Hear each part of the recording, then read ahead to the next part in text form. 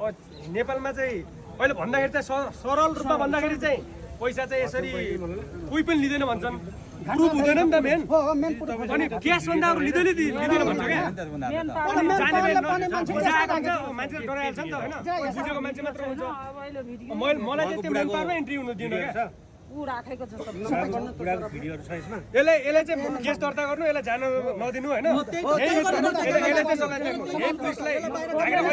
अहिले केस दर्ता गर्नु अनि यसलाई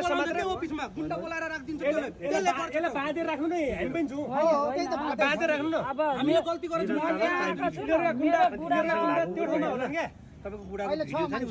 कानुनी प्रक्रियामा जाने गुन्डा ल्याएर आउने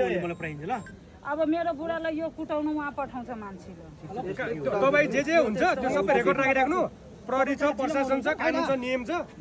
यिनीहरूले बिना उसमा चाहिँ तपाईँहरूको भयो होइन जे भयो योभन्दा अगाडि तपाईँले गल्ती गरिसक्नुभयो अब योभन्दा पछिका कुराहरूमा चाहिँ अहिले केस गर्नु क्या तपाईँ यसले दिएको प्रमाण छ नि यसलाई चाहिँ यहाँबाट नजान्दिनु म मेरो परिचय दिन्छु म लोकतान्त्रिक समाजवादी पार्टीको युवाको म अध्यक्ष हो लोसपाको म आज मेरो श्रम मन्त्रालय छ हामी आएछु श्रमबाट यो कुरा त्यहाँ भन्दाखेरि हामीले यहाँ मान्छेले ठगेछ भनेर एजेन्टहरू